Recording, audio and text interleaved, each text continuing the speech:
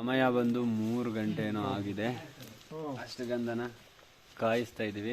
ದೇವ್ರ ಕೂರಿಸ್ಲಿಕ್ಕೆ ಇವಾಗ ಇದು ರೆಡಿ ಆಗ್ತಾ ಇದೆ. ಆದ್ಮೇಲೆ ಅಲ್ಲಿ ಕೊಟ್ರೆ ಅದು ದೇವ್ರನ್ನ ಅಲ್ಲಿ ಕೂರಿಸ್ತಾರೆ.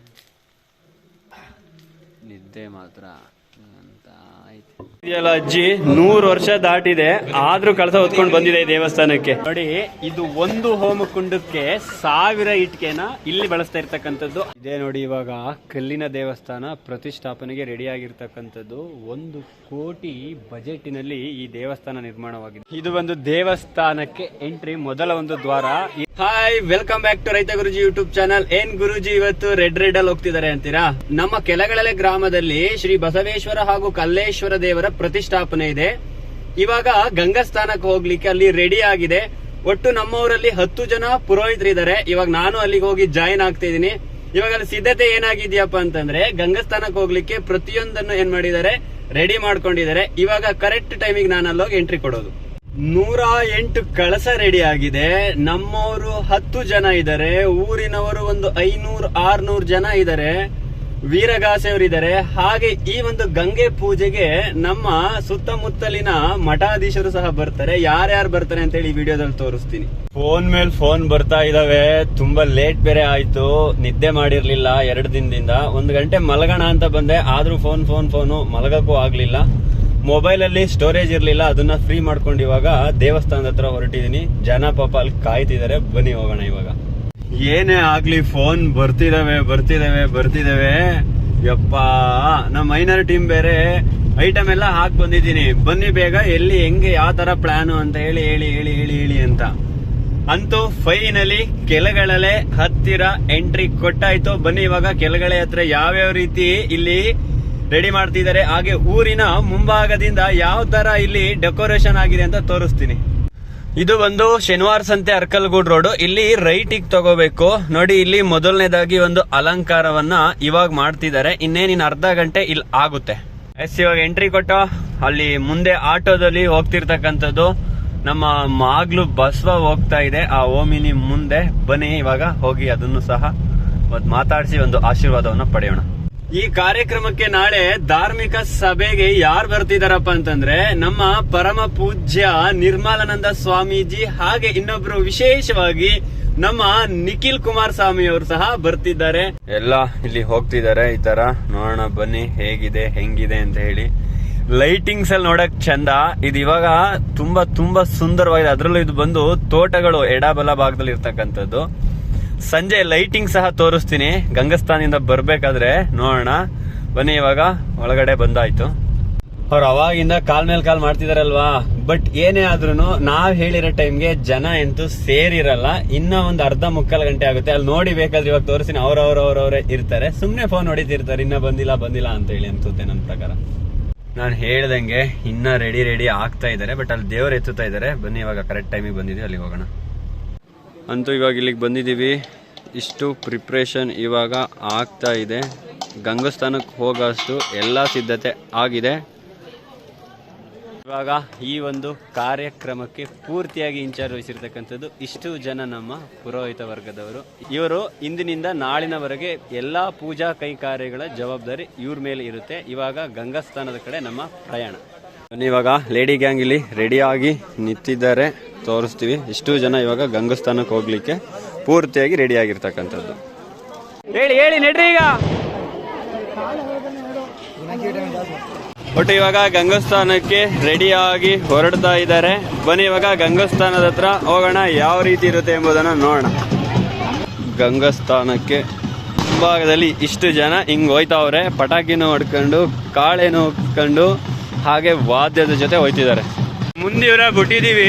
ಅಲ್ಲಿಂದ ಒಂದೇ ಒಂದು ಜಾಗದಲ್ಲಿ ನಿಲ್ದಂಗ್ ಬರ್ತಿದ್ದಾರೆ. ಫೈನಲಿ ನಾನು ಸಹ ನಡ್ಕೊಂಡು ಬಂದು ಇವ್ರ ಜೊತೆ ಟ್ರ್ಯಾಕ್ಟರ್ ಮೇಲೆ ಕೂತ್ಕೊಂಡು ಇವಾಗ ಹೋಗ್ತಾ ಇದೀವಿ. ಹಿಂದೆ ಎಲ್ಲರೂ ಸಹ ಬರ್ತಿದ್ದಾರೆ. ಅಂತೂ ಏನಿಲ್ಲ ಅಂದ್ರೂ ಇವಾಗ 1 ಕಿಲೋಮೀಟರ್ ವರೆಗೂ ಜನ ಸರದಿ ಸಾಲಲ್ಲಿ ಬರ್ತಾ ಇದೆ. ಇವಾಗ ಅಲ್ಲಿ ಹೋಗ್ಮೇಲೆ ಗೊತ್ತಾಗುತ್ತೆ ಎಷ್ಟು ಜನ ಬಂದಿದ್ದಾರೆ ಅಂತ ಹೇಳಿ. ಬನ್ನಿ ಇವಾಗ ಫೈನಲಿ ಗಂಗಾಸ್ಥಾನದ ಹತ್ರ ಬಂದಿದೀವಿ. ಗಂಗಾಸ್ಥಾನ ಇಲ್ಲಪ್ಪ ಅಂತಂದ್ರೆ ನೋಡಿ ಆ ಭಾಗದಲ್ಲಿ ಇರ್ತಕ್ಕಂಥದ್ದು. ಇವಾಗ ಅಲ್ಲಿಗೆ ಹೋಗ್ಬೇಕು. ಹೆಂಗ್ ಹೋಗ್ಬೇಕು ಅಂದ್ರೆ ಇಲ್ಲಿ ಹೋಗ್ತಿದಾರಲ್ವಾ, ಇವಾಗ ಇಲ್ಲಿ ಹೋಗಿ ಅಲ್ಲಿ ಬೈಕ್ ನಿಂತಿದೆ ನೋಡಿ ಮುಂದೆ, ಅಲ್ಲಿ ಎಡಕ್ ತಿರುಗಿ ಈ ರೂಟಲ್ಲಿ ಬರ್ಬೇಕು ಇವಾಗ. ಲೇಡಿ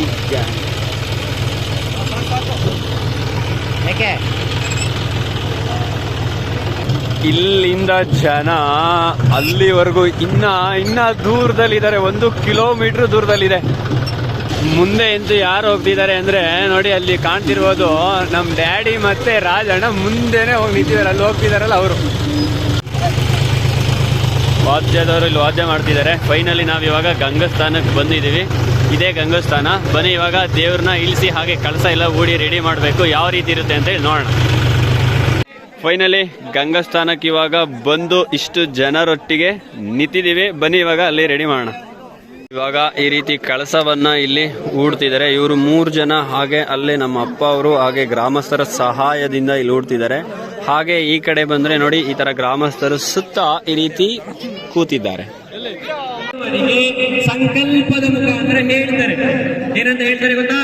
ಸಹ ಕುಟುಂಬ ನಾಮ ಕ್ಷೇಮ ಸ್ಥೈರ್ಯ ಧೈರ್ಯ ವೀರ್ಯ ವಿಜಯ ಭಯ ಆಯು ಆರೋಗ್ಯ ಸಕಲ ಅಭಿವೃದ್ಧ್ಯರ್ಥಂ ಧರ್ಮ ಅರ್ಥ ಕಾಮ ಕ್ರೋಧ ಚತುರ್ವಿಧ ಫಲಪುರುಷಾರ್ಥ ಸಿದ್ಧೇರ್ಥಂಚ ಮಮ ಶರೀರ ವರ್ತಮಾನೆ ವರ್ತಿಷ್ಠಮಾನೆ ಆಗ.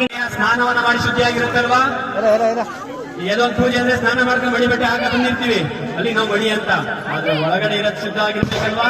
ಈಶ್ವರ ಸ್ವಾಮಿನಃ ಸಮೇತ ಬಸವೇಶ್ವರ ಸ್ವಾಮಿನಃ ಪ್ರೀತ್ಯರ್ಥಂ ಅಸ್ಮಿನ್ ಶುಭ ದಿವಸೆ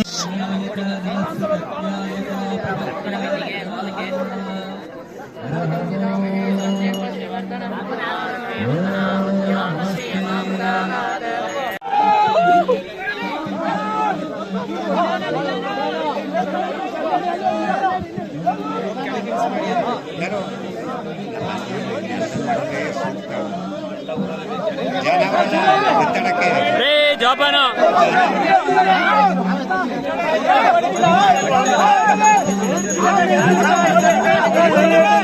ಈ ಕಡೆ ಗುರ್ರ ಮಾರಿ ಎಲ್ಲ ಅಂತ ಕೂಡ ಈ ಕಡೆ ಬನ್ನಿ, ಈ ಕಡೆ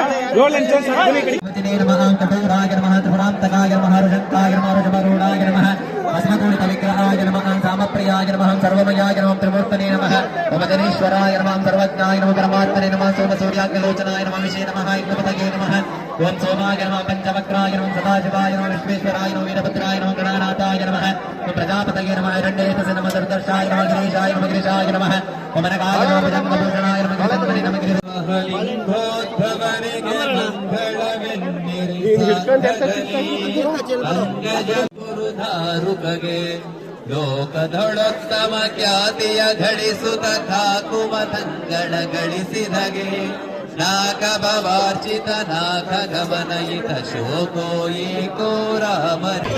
ಪಂಜ್ ಪೂಜೆ ಎಲ್ಲ ಆಯ್ತು. ಇವಾಗ ವಿಡಿಯೋ ಮಾಡಕ್ ಆಗಿರ್ಲಿಲ್ಲ. ಇವಾಗ ಪಂಜ್ ಪೂಜೆ ಆಗಿ ಪಂಜ್ ಬೆಳಗ್ತಿದ್ದಾರೆ ಮಡಿವಾಳರು.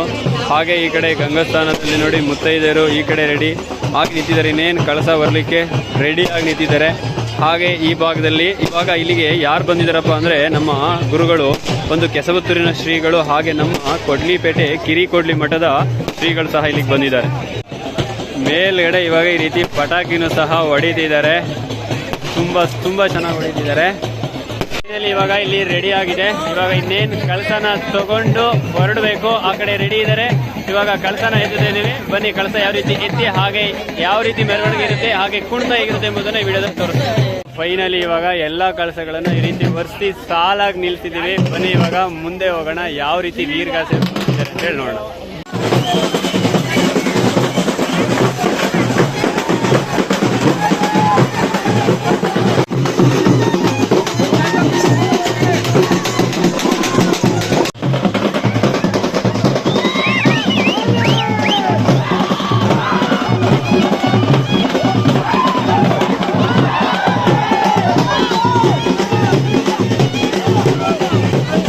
ಇದು ಒಂದು ದೇವಸ್ಥಾನಕ್ಕೆ ಎಂಟ್ರಿ, ಮೊದಲ ಒಂದು ದ್ವಾರ. ಈ ರೀತಿ ಗಂಟೆಗಳನ್ನು ಸಹ ನೋಡಬಹುದು. 3 ಗಂಟೆನ ನೋಡಿ ಈ ತರ ಮಾವಿನ ಗರಿ ಜೊತೆ ಸೇರಿಸಿ, ಹಾಗೆ ಈ ತೆಂಗಿನ ಗರಿಯ ಗರಿಗಳಿಂದ ಈ ರೀತಿ ನೀಟಾಗಿ ಎಣೆದು ನೋಡಿ ಈ ತರ ದ್ವಾರವನ್ನ ರೆಡಿ ಮಾಡಿರ್ತಕ್ಕಂಥದ್ದು ನೋಡ್ಬೋದು. ಬನ್ನಿ ಇವಾಗ ಹಾಗೆ ಒಳಗಡೆ ಹೋಗೋಣ, ಯಾವ ರೀತಿ ಇದೆ ಅಂತ ನೋಡೋಣ. ಇದೇ ನೋಡಿ ಇವಾಗ ಕಲ್ಲಿನ ದೇವಸ್ಥಾನ ಪ್ರತಿಷ್ಠಾಪನೆಗೆ ರೆಡಿ ಆಗಿರ್ತಕ್ಕಂಥದ್ದು. 1 ಕೋಟಿ ಬಜೆಟಿನಲ್ಲಿ ಈ ದೇವಸ್ಥಾನ ನಿರ್ಮಾಣವಾಗಿದೆ. ಹೇಗಿದೆ ಎಂಬುದನ್ನು ದೇವಸ್ಥಾನದ ಒಳಾಂಗಣವನ್ನು ತೋರಿಸ್ತೀನಿ ಬನ್ನಿ. ಇದು ಬಂದು ಮುಂಭಾಗ ಇವಾಗ ಚಪ್ರವನ್ನು ಈ ರೀತಿ ಹಾಕಿರ್ತಕ್ಕಂಥದ್ದು. ಅದು ಮುಂದೆ ಬಂದು ನೋಡಿ ಈಶಾನ್ಯ ಭಾಗದಲ್ಲಿ ನೋಡಿ ಈ ರೀತಿ ಒಂದು ಬಾವಿನೂ ಸಹ ಇಲ್ಲಿ ನೋಡಬಹುದು. ಹಾಗೆ ಮುಂಭಾಗದಲ್ಲಿ 4 ಕಲ್ಲುಗಳನ್ನು ಈ ರೀತಿ ಪಿಲ್ಲರ್ ಆಗಿ ನಿಲ್ಲಿಸಿರ್ತಕ್ಕಂಥದ್ದನ್ನು ನೋಡಬಹುದು. ಹಾಗೆ ಮುಂಭಾಗದಲ್ಲಿ ಅಲ್ಲೊಂದು ನಂದಿ ಕಂಬವನ್ನು ಸಹ ಇಲ್ಲಿ ನೋಡಬಹುದು. ಹಾಗೆ ನೋಡಿ ಈಶಾನ್ಯ ಮೂಲೆಯಲ್ಲಿ ಇಲ್ಲೊಂದು ಚಿಕ್ಕದಾಗಿರ್ತಕ್ಕಂಥ ಒಂದು ಗುಡಿಯನ್ನು ನೋಡಬಹುದು. ಯಾರಪ್ಪ ಇದು ಅಂತಂದ್ರೆ ಕಾಲಭೈರವೇಶ್ವರನ್ನ ಇಲ್ಲಿ ಪ್ರತಿಷ್ಠಾಪನೆಯನ್ನ ಮಾಡಲಿಕ್ಕೆ ಸಿದ್ಧತೆಯನ್ನ ಮಾಡ್ಕೊಂಡಿದ್ದೀವಿ. ಹಾಗೆ ಅದರ ಪಕ್ಕದಲ್ಲಿ ಇಲ್ಲಿ ನೋಡಬಹುದು ಇಲ್ಲೊಂದು ಚಿಕ್ಕ ಗುಡಿ ಇದೆಯಲ್ವಾ, ಇದು ಯಾವುದಪ್ಪ ಗುಡಿ ಅಂತ ಅಂದ್ರೆ ನಾಗದೇವತೆಯನ್ನ ಪ್ರತಿಷ್ಠಾಪನೆಯನ್ನ ಮಾಡಲಿಕ್ಕೆ ಈ ಒಂದು ಸ್ಥಳವನ್ನು ನಿಗದಿಯನ್ನ ಮಾಡಿ ಇಲ್ಲಿ ಪ್ರತಿಷ್ಠಾಪನೆ ಮಾಡಲಿಕ್ಕೆ ಸಿದ್ಧತೆಯನ್ನ ಮಾಡಿದ್ದೇವೆ.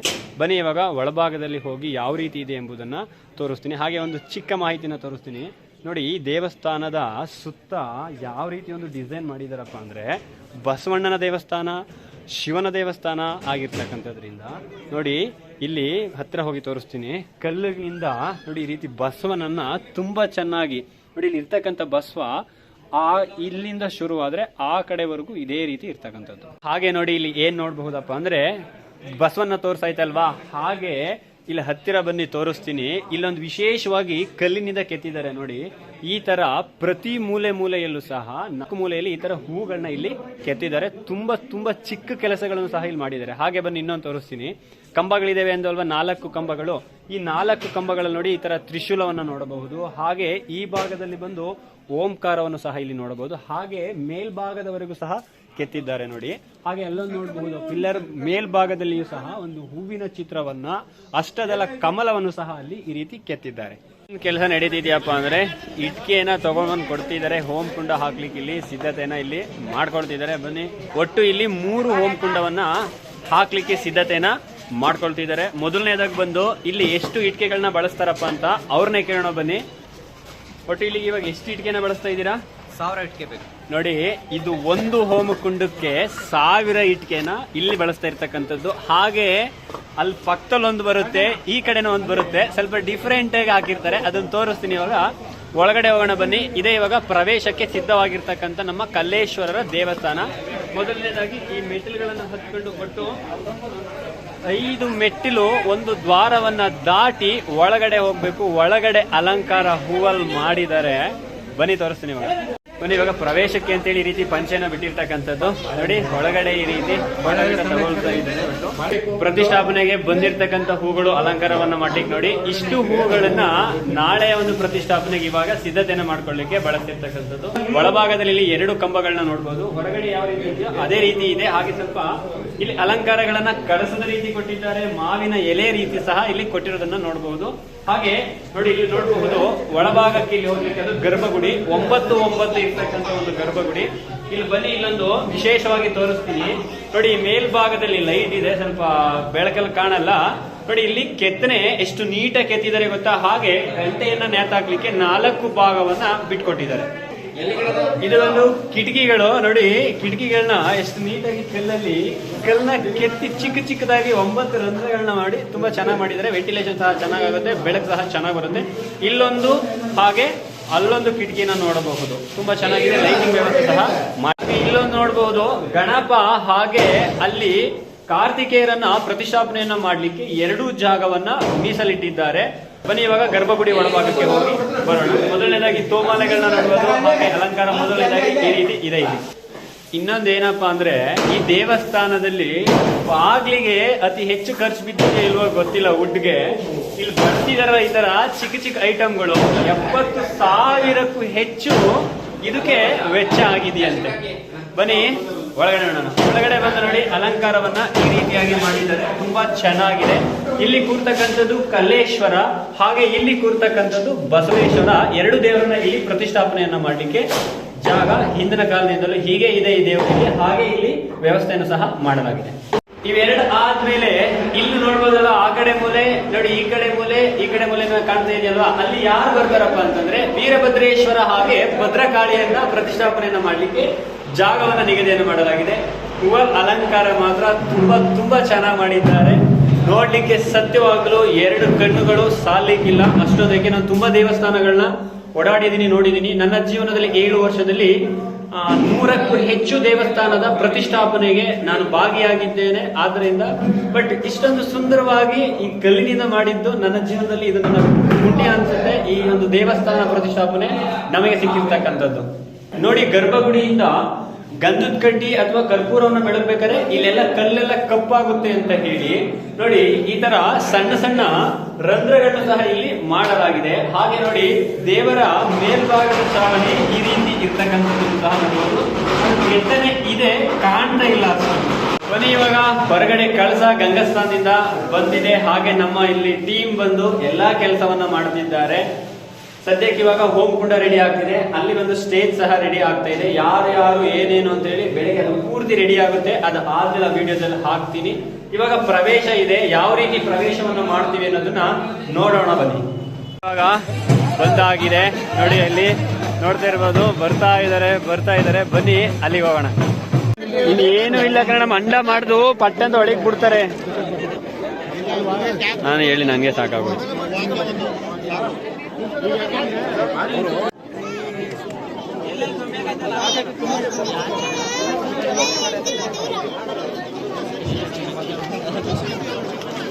ನೋಡ್ತಿರ್ಬೋದು, ವಾದ್ಯ ಜೊತೆ ನಮ್ಮ ವೀರಗಾಸೆಯವರು ಕುಣಿತಿದ್ದಾರೆ, ಮಂಡ್ಲ ಹಾಕಿದ್ದಾರೆ. ಆ ಮಂಡ್ಲ ಯಾವ ರೀತಿ ಕಾಣುತ್ತೆ ಅಂತ ಹೇಳಿ ತೋರಿಸ್ತೀನಿ ನೋಡಿ. ಈಗ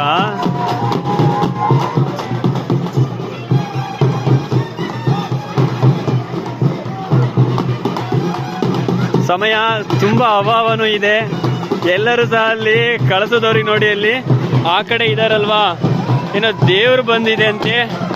ಫಸ್ಟ್ ಕರ್ಕ ನಡೀರಿ ಅಂತ ಹೇಳ್ತಿದ್ದಾರೆ. ಬಟ್ ಆದ್ರೂ ನಮ್ಮ ವೀರಗಾಸೆಯವರು ನಮ್ದೊಂದು ಕೆಲಸ ಇದಿದೆ, ಇದು ಆದ್ಮೇಲೆ ನಿಮ್ಮನ್ನು ಬಿಟ್ಕೊಡೋದು ಅಂತ ಹೇಳಿ ಕುಣಿತಾನೆ ಇದ್ದಾರೆ. ಸಮಯ ಬಂದು ಎಷ್ಟಾಗಿದೆಯಪ್ಪ ಅಂತಂದ್ರೆ ಇವಾಗ ಸರಿಯಾಗಿ 9:30 ಹತ್ತಿರವಿದ್ದೀವಿ. ವೀರಗಾಸೆ ಅವರು ಯಾರ ಕಡೆರಪ್ಪ ಅಂದ್ರೆ ರವಿ ಅಣ್ಣವರು, ಉದ್ದೂರು ಹೊಸಳ್ಳಿ ಅವ್ರ ಕಡೆಯವರು. ವಾದ್ಯ ಯಾಕೋ ಸ್ವಲ್ಪ ಡಲ್ ಆಯ್ತು.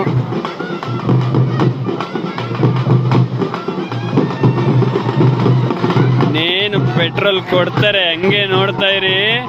ನೋಡ್ತಿರ್ಬೋದು ನೋಡಿ, ಅಲ್ಲಿ ಪೆಟ್ರೋಲ್ನ ಈ ರೀತಿ ಹಾಕ್ತಾ ಇದ್ದಾರೆ.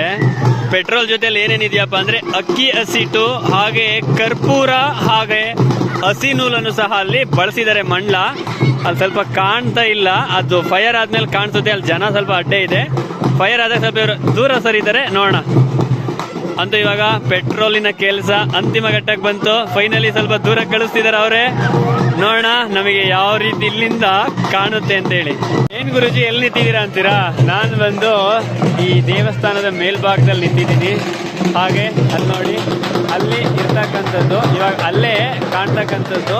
ನೋಡೋಣ ಏನ್ ಆಯ್ತು. ಇವಾಗ ಮಧ್ಯದಲ್ಲಿ ಒಂದು ಕುಂಬಳಕಾಯಿನ ಇಡ್ತಾರೆ. ಹಾಗೆ ಸುತ್ತ ಏನಿಡ್ತಾರಪ್ಪ ಅಂತಂದ್ರೆ ತೆಂಗಿನಕಾಯಿ, ಹಾಗೆ ಅದರ ಮೇಲೆ ಈ ರೀತಿ ನಿಂಬೆ ಹಣ್ಣನ್ನು ಸಹ ಇಟ್ಟು ಫೈರ್ ಆದ್ಮೇಲೆ ಅವುಗಳನ್ನ ಹೊಡೆದಾಕ್ತಾರೆ. ಅಂತಿಮದಲ್ಲಿ ಏನ್ ಮಾಡ್ತಾರಪ್ಪ ಅಂದ್ರೆ ಅಲ್ಲಿ ಇಟ್ಟಿದ್ದಂತ ಕುಂಬಳಕಾಯಿನ 2 ಭಾಗ ಮಾಡಿ ಸ್ವಲ್ಪ ಕುಂಕುಮವನ್ನ ಮಿಶ್ರಣವನ್ನ ಮಾಡಿ ಕರ್ಪೂರವನ್ನ ಇಟ್ಟು ಕಳಸಕ್ಕೊಂದು ಆರತಿ ರೀತಿ ಬೆಳಗಿ ಅಲ್ಲಿಂದ ಇಲ್ಲಿಗೆ ಬರ್ತಾರೆ. ಸ್ವಲ್ಪ ಜೋರಾಗ್ತಿದೆ. ಯಾರ ವಾಯ್ಸು ಅಂದ್ರೆ ವಾದ್ಯದ ವಾಯ್ಸು. ನೋಡೋಣ ಯಾವ ರೀತಿ ಇವಾಗ ಅಲ್ಲಿ ಹಚ್ಚುತ್ತೆ ಫೈರ್ ಅಂತ ಹೇಳಿ. ನಾನು ತುಂಬಾ ಕಾಯ್ತಾ ಇದ್ದೀನಿ, ಯಾವಾಗ ಹಚ್ಚುತ್ತಾರೆ.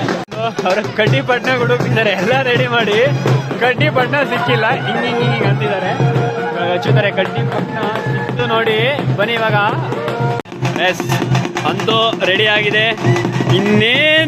ಇನ್ನೇನು ಕಾಯ್ತಾ ಇದ್ದಾರೆ. ಸುತ್ತಲೂ ಜನ ಕಾಯ್ತಿದ್ದಾರೆ. ಇವಾಗ ವಾದ್ಯದ ಸೌಂಡ್ ಬೇರೆ ಬರುತ್ತೆ. ಎಸ್ ಎಸ್ ಎಸ್ ಎಸ್ ಎಸ್ ಎಸ್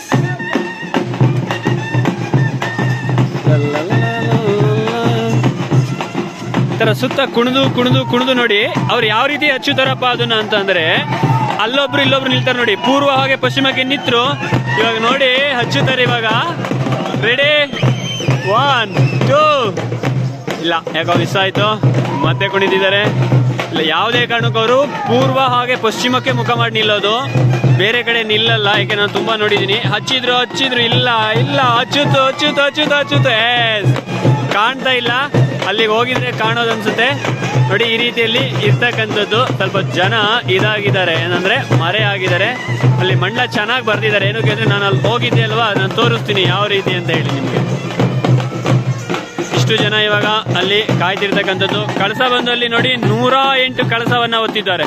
ಅಂತೂ ಅಲ್ಲಿ ದೀರ್ಘಾಸವ್ರದ್ದು ಆಯ್ತು. ಇವಾಗ ನಮ್ಮ ಕೆಲಸ ಇಲ್ಲಿ ಪ್ರವೇಶ ಮಾಡಿಸ್ಬೇಕು. ಅಲ್ಲಿ ರೆಡಿ ಇದ್ದಾರೆ ನಮ್ಮ ಪುರೋಹಿತ ವರ್ಗದವರು.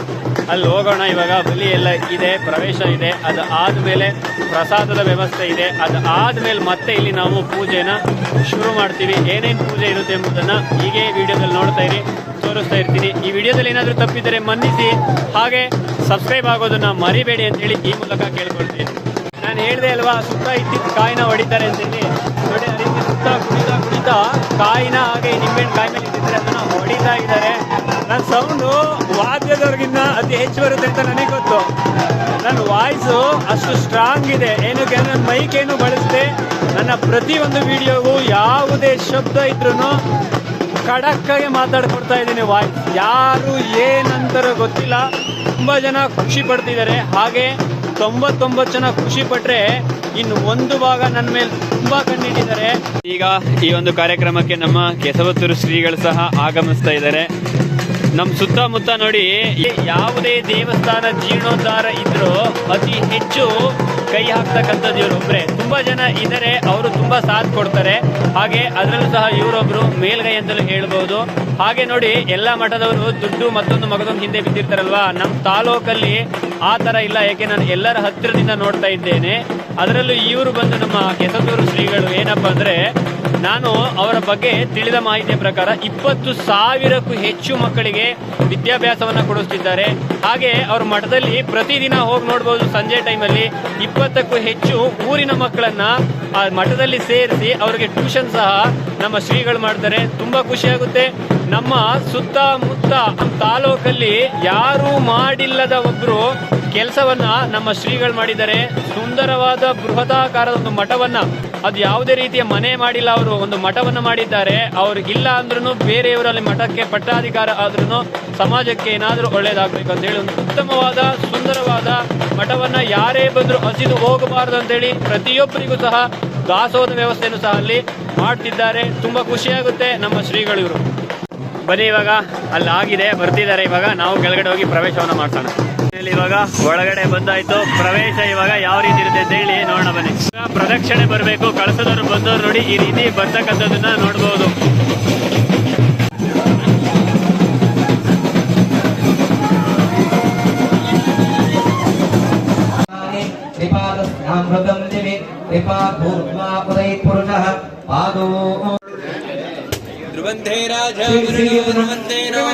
ಸಾಕು ಸಾಕು, ಕಾಯಿ ಹೊಡೆದಾಕಿ. ಕಾಯಿ ಕೈ ತೆಗಿರಣ್ಣ, ನೀವು ಕೈ ತೆಗಿರಿ.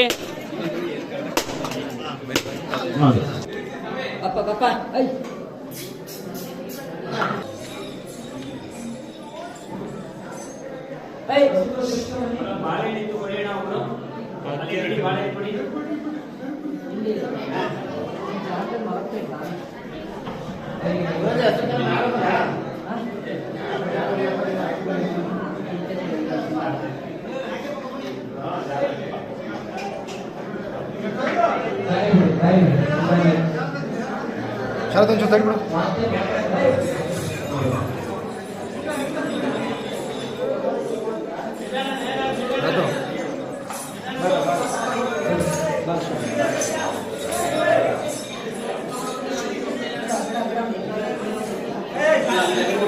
ಪ್ರವೇಶ ಆಗಿದೆ. ಮೊದಲನೇದಾಗಿ ಹಸುಕರ ಜೊತೆ ನಾವು ಬಂದಿದ್ದೀವಿ. ಇವಾಗ ಕಳಸ ಬರುತ್ತೆ, ಒಳಗಡೆ ನಿಂತಿದ್ದೀವಿ. ಬನ್ನಿ ಇವಾಗ ಕಳಸ ಯಾವ ರೀತಿ ಬರುತ್ತೆ ಅಂತ ಹೇಳಿ ತೋರಿಸ್ತೀವಿ.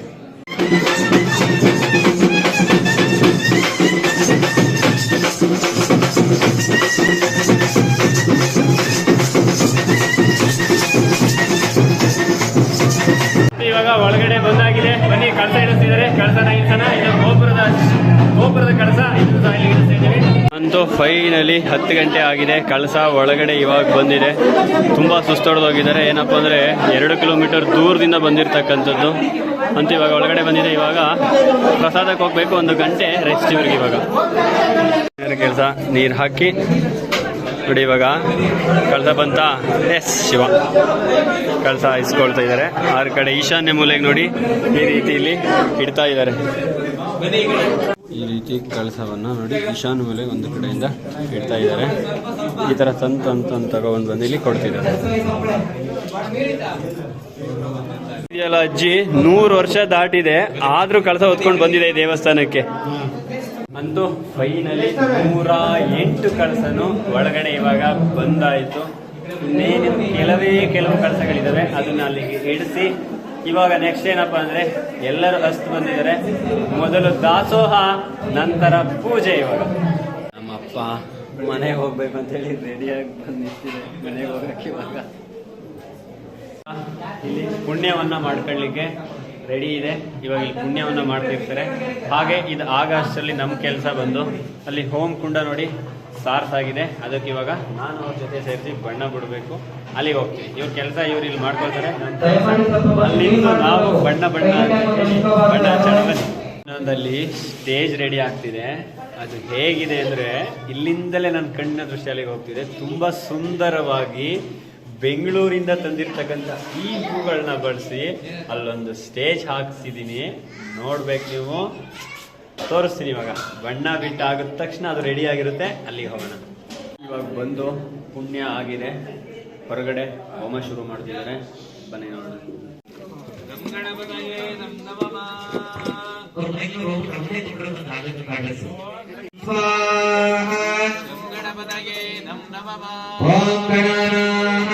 ಸಮಯ ಬಂದು 3 ಗಂಟೆ ಏನೋ ಆಗಿದೆ. ಅಷ್ಟಗಂಧನ ಕಾಯಿಸ್ತಾ ಇದೀವಿ. ದೇವ್ರ ಕೂರಿಸ್ಲಿಕ್ಕೆ ಇವಾಗ ಇದು ರೆಡಿ ಆಗ್ತಾ ಇದೆ. ಆದ್ಮೇಲೆ ಅಲ್ಲಿ ಕೊಟ್ರೆ ಅದು ದೇವ್ರನ್ನ ಅಲ್ಲಿ ಕೂರಿಸ್ತಾರೆ. ನಿದ್ದೆ ಮಾತ್ರ ಅಂತ ಆಯ್ತು. ಸಮಯ ಬಂದು ಇವಾಗ ಬೆಳಗಿನ ಜಾವ 4:15 ಆಗಿದೆ. ಅಲ್ಲಿದ್ದ ಎಲ್ಲಾ ದೇವರುಗಳಿಗೆ ಪ್ರತಿಷ್ಠಾಪನೆಗೆ ಸಿದ್ಧತೆಯನ್ನ ಮಾಡಿ, ಹಾಗೆ ಅವನ್ನೆಲ್ಲ ಅಷ್ಟಬಂಧನದಿಂದ ಕೂರಿಸಿ ಸರಿಯಾದ ವಿಧಾನದಿಂದ ಎಲ್ಲವನ್ನ ಮಾಡಿ ಇವಾಗ ಊರ ಕಡೆ ಹೊರಟಿದ್ದೀನಿ. ಒಟ್ಟು ಅಲ್ಲಿ 8 ಜನ ಐನರ್ ಇದ್ದಾರೆ. ಇವಾಗ ಅವ್ರು ಇವಾಗ ಎದ್ದು 5 ಗಂಟೆಗೆ ಸ್ನಾನ ಪೂಜೆನ ಮುಗಿಸ್ಕೊಂಡು ಪಟ್ ಅಂತ ಪೂಜೆನ ಇವಾಗ ಶುರು ಮಾಡ್ತಾರೆ. ನಮ್ಮ ಕೆಲಸ ಆಗಿದೆ. ಏಕೆಂದ್ರೆ 2 ದಿನ ಆಗಿದೆ ನಿದ್ದೆ ಮಾಡಿ. ದುಡ್ಡಿಗೋಸ್ಕರ ಅಂತೂ ಮಾಡಿಲ್ಲ. ಜನರ ಪ್ರೀತಿ ವಿಶ್ವಾಸ ಗಳಿಸ್ಬೇಕು, ಜನರ ಜೊತೆ ಇರಬೇಕು ಅಂತ ಹೇಳಿ ಮಾಡಿದೆ. ದುಡ್ಡಿಗೋಸ್ಕರ ಮಾಡೋದಾಗಿದ್ದಿದ್ರೆ ಸತ್ಯವಾಗ್ಲೂ ಇಷ್ಟೊಂದು ರಿಸ್ಕ್ ತಗೊಳ್ಳೋ ಅವಶ್ಯಕತೆ ನನಗಿರಲಿಲ್ಲ. ಈಗಲೂ ಸಹ ಕೆಳಗಳೆಲೆ ಗ್ರಾಮಸ್ಥರು ನನ್ನ ಜೊತೆ ಎಷ್ಟು ಸಪೋರ್ಟ್ ಕೊಟ್ಟರು ಅಂದರೆ, ನನ್ನ ಜೊತೆ ಇಷ್ಟೊತ್ತವರೆಗೂ ಪಾಪ ಒಂದು 15-20 ಜನ ಯುವಕರು ಇದ್ದು ಸಾಥ್ ಕೊಟ್ಟು ಎಲ್ಲವನ್ನ ಮುಗಿಸ್ಕೊಟ್ಟು, ಪಾಪ ನೀವು 1 ಗಂಟೆ ಮಲಗಿ ಅಂತ ಹೇಳಿ ಅವ್ರಿಗೆ ಹೇಳ್ತಾ ಮನೆ ಕಡೆ ಹೊರಟಿದ್ದೀನಿ. ರೋಡ್ ಬೇರೆ ಇಲ್ಲಿ ಕಾಣ್ತಾ ಇಲ್ಲ, ಫಾಗ್ ಬೀಳ್ತಾ ಇದೆ. ಆದ್ದರಿಂದ ನೋಡಿ ವೈಫರ್ ಹಾಕಿದ್ರು ಅಷ್ಟು ಇಲ್ಲ, ಸ್ವಲ್ಪ ಜಾಸ್ತಿನೇ ಬಿದ್ದಿದೆ. ಹಿಂಗೋ ಕುಂಡಾಪಣ್ಣಗೆ ಇವಾಗ ಊರ್ ಕಡೆ ಪ್ರಯಾಣ.